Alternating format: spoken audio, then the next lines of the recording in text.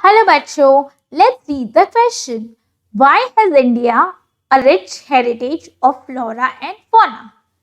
तो हमें क्वेश्चन में क्या पूछा जा रहा है कि इंडिया में इतना रिच हेरिटेज मतलब इतनी सारी variety of flora and fauna कैसे पाई जाती है, क्या रीज़न है जिसके वजह से हम इतने सारे टाइप ऑफ एनिमल्स, इतने सारे प्लांट्स और एनिमल स्पीशीज इंडिया में देखते हैं।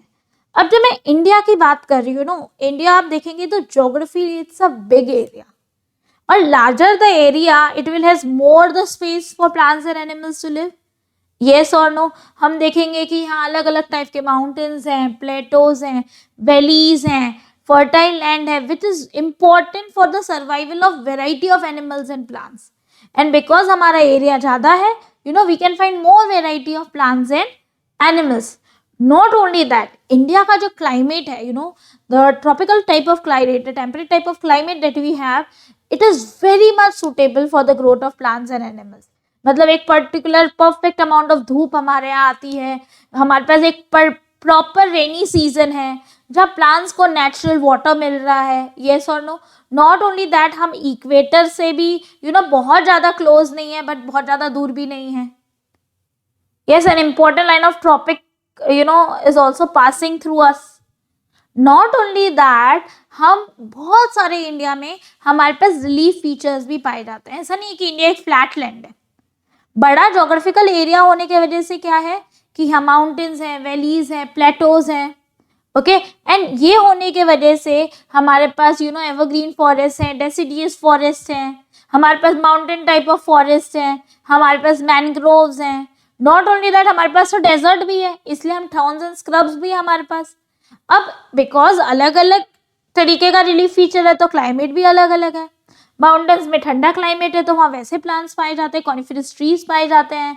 डेजर्ट्स में बहुत गर्मी है तो हम कैक्टस देख लेते हैं, स्नो लेपर्ड्स हमें मिल जाते हैं, स्कॉर्पियंस हमें मिलते हैं, टाइगर्स एंड लायन, गिर फॉरेस्ट देखिए इंडिया में, सो फेमस।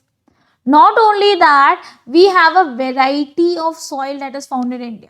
ऐसा नहीं है कि इंडिया में एक ही टाइप सॉइल पाया जाता है, हम red soil, black soil, brown soil, mix soil, इतनी वैरायटी ऑफ सॉइल पाए जाते हैं जिसकी वजह से क्या होता है, इतनी सारी variety of flora and fauna भी हमारे यहाँ पाई जाती है which can easily grown in their desired soil. अब ग्रो होने के लिए, tell me, for flora grow होने के लिए क्या चाहिए? पानी चाहिए। यस, और जो एनिमल्स हैं उनको भी जिंदा रहने के लिए क्या चाहिए? पानी चाहिए। एंड ये पानी कहाँ से आता है? Thankfully to a perennial river system.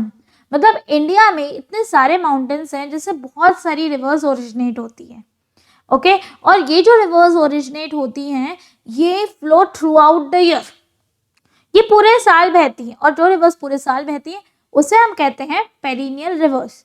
अब बिकॉज रिवर्स पूरे साल बहती हैं तो प्लांट्स और एनिमल्स को पूरे साल पानी मिलता है, and that is why they are very happy in India. बोले यहाँ पानी का टेंशन है, पूरे साल हमें पानी मिलता है, और उसके साथ साथ we are blessed with particular season of rainfall. some animals you will see that they come out only during the rainfall. Some plants, they give out flowers, they give out fruits during the rainfall. It is so beautiful.